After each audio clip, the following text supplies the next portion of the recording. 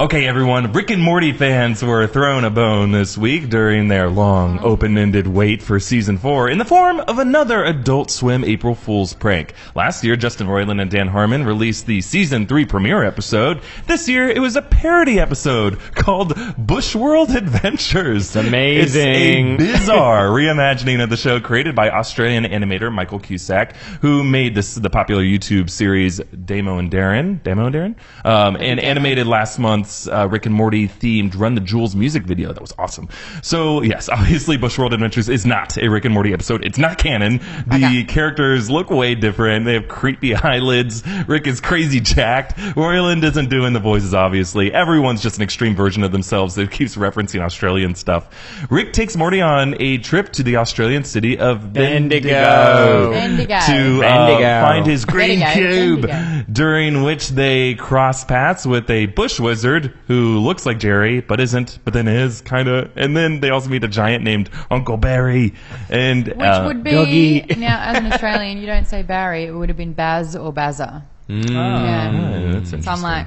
Debunked. Yeah. Well, and yeah, if you just want to see Rick scream at Morty and put him in danger and sexually humiliate him and make a few meta references to Rick's disrespect of bureaucrats and wubble of a dub dub and accidental giant murder and sons with scary faces and a gross little callback to the original Doc and Marty pilot. If you really know your Rick and Morty history, this is definitely fun to watch. It might make you miss the show, which has not actually had its 4th season officially approved yet by Adult Swim. Justin Roiland tweeted saying that they were just waiting on the network to find more ways to make money from the series. How are you not making money from? It's the biggest hit they've ever had. And there's so much merch already out there. Okay, well, the mayor of Bendigo in real life, that was a destination in this episode, was shown Bushworld Adventures, and she wasn't familiar with Rick and Morty, and she said she was quite staggered by the vulgar humor.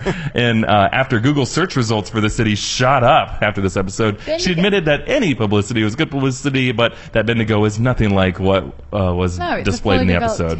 Is it kind of boring? It's a slower. It's not a capital. It's slower. In the episode, Bendigo is like a barren wasteland. Now, Cusack admits that he's never actually been to the city. He just picked Bendigo because the name sounded funny. You can pee in the bush without getting a snake bite. Yeah.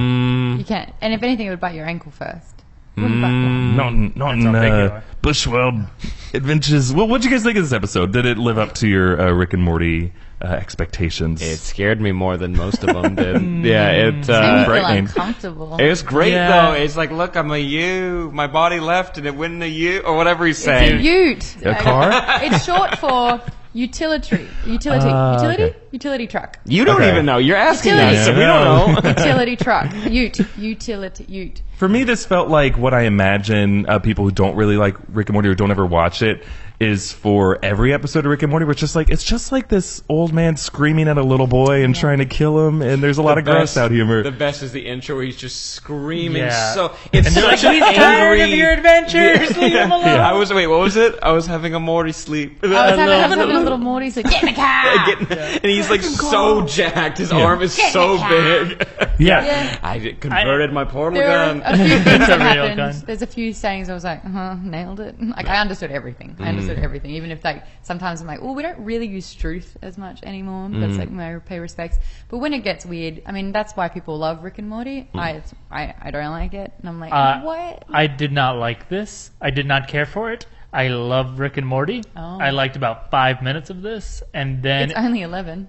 I know, yeah. Well, honestly, it's like absurdist humor. Like, it can be very hit or miss for me, at least. And Put your witchetty grab on your little sausage. Yeah, like around there. But also, it's like 5 minutes of a very clear game that I think is very funny, which is the idea that for those first 5 or 6 minutes, it was also like, is Rick not good at science? And like it's all in his head because he's like, we'll go to another dimension, but it's like down the street, and like his portal gun is just a normal gun. And I thought that was a really fun thing to play with, this idea that like, Rick just thinks that like all this like adventure stuff is happening, but he's just like crazy man with a gun. Yeah, exactly. But then eventually, like, no, he does have stuff, and there are portals and stuff, and it just kind of like lost some inspiration and just went anywhere. The Dougie part in the middle with like the Yeah. grub and everything. That was like the least interesting part. And then when it got to to Uncle Barry, like that got fun again, and then it ended kind of strong. Mommy, Happy's dead. But it's his dementia. Cuts away and everything. Dementia. His dementia. Yeah, if you, I think in order Dementia. to like this, you have to like really, really love troll humor, like just to troll. Just like we know what the joke is, and we're just like making fun of it now. And Rick and Morty does do a lot of the real series does a lot of that, and sometimes they're really great about it. Sometimes I think, especially in season 3, there were times where it's like, okay, you've done like too much of it. Like 30% of the episode is that now. When like I think the writers just start to get a little bored with their own premise, and I think this was all of that. So I appreciate that it was only 11 minutes long, because I think any longer I would have gotten tired of it. I thought it needed to be 6. I think also part of the problem is that they're doing it to Rick and Morty. Imagine if they did it to The Simpsons or something, right? Something that's a little bit more like traditional and straightforward, but still very comedic. But they're like, imagine The Simpsons went off the rails. It's like Rick and Morty goes off the rails. Like, Yeah, it already Rick does. is suicidal. Yeah. What if it didn't have rules though, or story, or structure, or anything? Sure. It's not. You never would ask for that, but that's what we got. Yeah, but I love seeing it on stuff that you wouldn't expect it from, and It's kinda better that expect way. it from Yeah. Well, let us know what you thought about this Bush World Adventures Rick and Morty episode. Do you think Rick it can and Morty. sustain you through the next 2 to 8 years before another season comes? Subscribe to New Rock Stars for all of our Rick and Morty coverage. We actually did breakdowns of all the episodes of season 3 and a bunch of other videos about jokes that you might have missed, but knowing Rick and Morty fans, you didn't miss anything. Anyway, thanks for watching, guys. Bye-bye.